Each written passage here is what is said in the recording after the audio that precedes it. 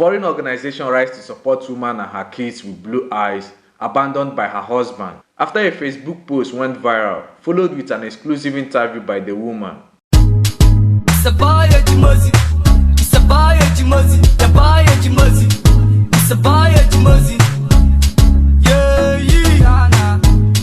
Aziz, who said that she clearly sees with her eyes despite the colors, lamented that her husband, who married her that way, changed when she gave birth to 2 kids with the same set of eyeball. She narrated her experience of living with blue eye, which is unusual to the normal black eye that black people have. The mother of 2, who spoke with her Yoruba indigenous language, said that she was born with these blue eyes, and she also gave birth to her children with the same pair of eyes. She says since she was born, she has never had any challenges with her eyes, and she has never been to the hospital due to any discomfort. Aziz further said that no one had this set of eye before her in her family, both from her mother's side and her father's side. She's the first to have this kind of eyes in her family. And when she started bearing children, they also have it, and she did not regret having this set of eye with her children. Also, her sister Balikis, who has a black eye, said that when her sister was born, people thought that she had eye problem, but upon medical examination, the optician said that there was no problem with her eyes. They also complimented her, saying that she has foreign eyes. The sister said that sometimes Aziz used to be invited to the general hospital and compensated. The blue-eyed mom added that when she was a young girl, she was later taken to the hospital for proper medical examinations, and she came back home with lots of gifts because the doctor said that they like her eyes.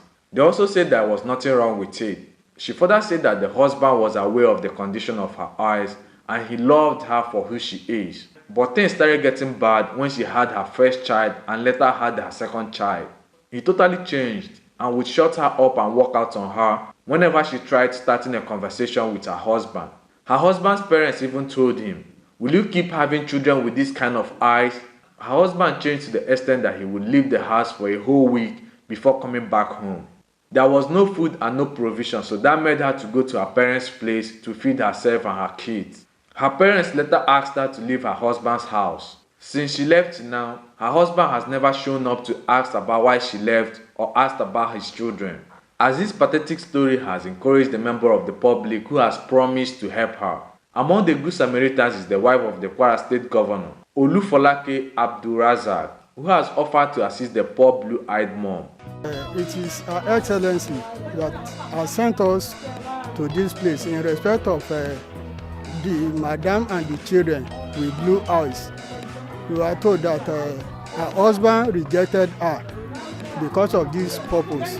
So that is why Her Excellency is concerned with this issue. That's why he has asked us to come and see her personally and discuss with her. So Her Excellency has prayer for her. She pity her for what has just happened, and she has promised to help her. Among these are Her Excellency has enlisted her for empowerment program, training and empowerment program. Her Excellency has also decided to fix her children up in schools. That's the second thing. Then the third thing is that Her Excellency would like to see her personally. We would like to see her personally so that she can discuss with her and assess her. So Her Excellency is ready to give her a permanent job too. Mo dúpẹ́ lọ́wọ́ ìyàwó gómìnà o. Wọ́n ṣeun gan, Ọlọ́run á tún bá mi bùkún wọn o. Ọlọ́run á bò wọ́n láṣìírí. Wọ́n ṣeun gan, mo dúpẹ́ lọ́wọ́ wọn púpọ̀. Also, foreign organizations rise to support the woman and her kids. The woman said that she would like her kids to be educated because she's not that educated. She also thanked the effort of her parents because they sent her to school within the limits of their capacity. And she doesn't want something to happen to her children as she wants them to be fully educated.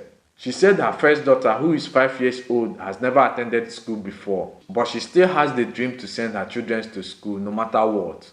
Ọ̀pọ̀ èèyàn máa sọ pé olójú àjẹ́, olójú mùsù bákan. Ìmọ̀ táwọn ọmọ mi bá lọ lé kí wọ́n bá lọ lẹ́sìn wọn máa kí wọ́n ṣe yẹ̀yẹ́ pé ẹ̀rọ ojú eléèbó ṣe rí. Ọmọ mi kò rí àwọn ọmọ mi mọ́ sá. Ọmọ mi inú pàdé tèmi náà yóò hàn. Ó máa ń jẹ́ kójú tèmi náà rí bákan pé kódà kójú tèmi náà lọ jẹ́ black and white. Ẹ má parọ́ o. ṣé wọ́n ti hot yín tẹ́ ti sunkún rí lórí ojú yìí ẹ má parọ́ o ẹ̀dọ́ náà ń bọ̀ àwọn àkàtúntò gbogbo ẹ̀yin tẹ́ ń wò wá ń bẹ̀ yẹn asalatu ala nabi karim èèyàn máa gbogbo sẹ́tọ́lọ́n bá ṣe a máa appreciate ẹni ẹ rí i pé mo ti fi account number kan síbẹ̀ tí alájà riskat ni kí n tó kú òun bí kókàn máa dún gbọ̀n kówó máa wọlé ni ẹ lè ra account number fún àríbidé sí mẹ́ẹ̀ torí wípé gbogbo nǹkan bá ń ṣe à ń ṣe torí tọ́lọ́run nídàájí yìí mo tẹ fẹ́ sọ pé lóru ni ẹrú ọlọ́run kan bá mi sọ̀rọ̀ lára àwọn tó máa ń wo program wa wọ́n ní àwọn ń gbọ́ sẹ́ni gbogbo tẹ́ bá ń ṣe ń bẹ̀ ń wọnú bíi ẹ lákùjọ mọ́ ẹni yẹn wọ́n ní àwọn gbọ́ àwọn wo kíní sí yẹn lórí social media wọ́n làwọn wá gbọ́ pé inú àwọn tí wọ́n interview wọ́n ní wọ́n sọ pé àwọn ọmọ yẹn wọ́n ní di school àbí whatever ẹni yẹn sọ fún mi báyìí ó sọ fún mi categorically pé òun fẹ́ sponsor àwọn ọmọ ó jẹ́ ní tèmi gan òrírí but kò sí ní Nàìjíríà ó jẹ́ ní tí èmi gan òrírí but ẹni yẹn ò sí Nàìjíríà màá ní tọ́ mi ò nídìí láti fẹ́ mọ̀ àbí kí n débí ó tọ̀ òun náà mọ̀ wò wá báyìí so èyí ń ní à ń fi sọ fún ẹ̀yin ọmọ ẹ̀yin ẹ fẹ́ yín lẹ̀ náà ẹ jẹ́ bá yín máa yanjú ẹ̀ náà ẹ ti di star ajá riskat ẹ ti di star ẹ dákùjà máa yín tó jẹ́ kí n sọ ilé yẹn ni wípé gbogbo wa tẹ́ dérí èmi yìí náà èmi náà sá ti sẹ́ǹdì kíní kan kékeré lẹ́ẹ̀kan gbogbo wa ní gbogbo tó bá ti rí báyìí sí Ọlọ́run ẹ jẹ́ kí a appreciate ẹ̀ ó ti dé náà nù ní àánú Ọlọ́run ní kò lára gbogbo wa ajá riskat wọ́n ti hot yín rí àbí bẹ́ẹ̀ kọ́ tó wọ́n ti hot yín rí jẹ́ pé ẹ ti sunkún rí pé irú ojú yìí ọba sì mọ́ dà mí bẹ́ẹ̀ ó ti ṣẹlẹ̀ bẹ́ẹ̀ rí ok ìṣẹ̀lẹ̀ yẹn kò sí tó jẹ́ kí n béèrè ṣe rí gbogbo ntọ́lọ̀ ń bá ṣe ní ìgbésí ayé àwọn ẹ̀dá pátá oore ni o àwọn tí wọ́n wá fi ń ṣe ẹ̀yẹ́ ńjọ́ náà àbẹ́ni tó bú yín ipe olójú mùsù olójú àjẹ́ sáwọn tẹ̀ mà jẹ́ ni sẹ́yìn ra jẹ́rí ẹ̀yin ó mọ̀ so ẹ di pé àràbù ni gbogbo àwọn eléyìí so lónìí wọ́n dẹni tí wọ́n mọ̀ wò wípé ẹ rí nǹkan rí sínú ẹ̀tẹ̀ wá wò sẹ́ni pé gbogbo èèyàn ti pé nìsín báyìí inshallah bi kudratihi àwa gbọ́ wẹ́rẹ́wẹ́rẹ́ ní ibi àwọn interview yẹn wípé àwọn bóyá ọ̀rọ̀ àìyedè kan ó sì wà láàrin ẹ̀yin àti ọkọ yín àwọn èèyàn ti gbọ́ gbogbo èèyàn ti gbọ́ bẹ́ẹ̀ àkọ́kọ́ tẹ́mi kọ́kọ́ wá síbẹ̀ ni wípé èmi ò parí eléyìí kọ́ lọ́wọ́ bá a lọ́wọ́ sí bó láwa ṣe tó ti yé nìsín àti gbogbo ìdílé táwọn èèyàn bá dìde lórí bẹ́ẹ̀ píparí ìhùn lèmi fẹ́ wá fún pé torí ẹ mẹ́sàn kìnnì kan bẹ̀ pé mo sì fẹ́ràn rẹ̀ ibi tí ìfẹ́ bá wà àwọn ìfẹ́ kó sọnù àmọ́ fẹ́ kó wà mí tọ́lọ́run tó sí náà ni kọ́lọ́run ó ṣàánú tó bá jẹ́ pé dáadáa ní ọjà sí so kó sì dá àwọn ọmọ yín sí kó bá yín wò wọ́n níṣẹ́ báyìí jẹ́ máa mùsùlùmí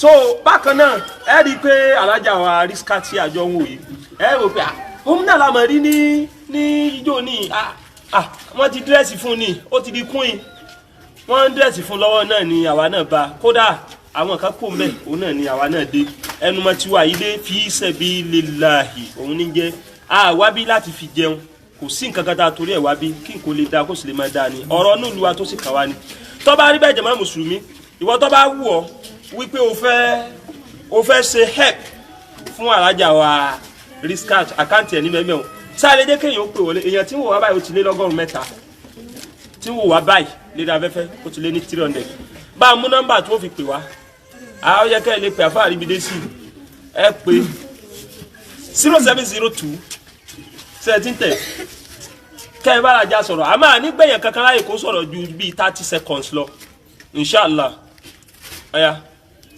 bá ń wí. 007. Thank you very much for having time to watch my video to the end. I have a question for you in the comment section. What do you have to say about this blue-eyed woman and her kids? Drop your opinion in the comment section and don't forget to subscribe to my YouTube channel if you're new. Turn on the bell notification icon to be notified anytime I drop new videos.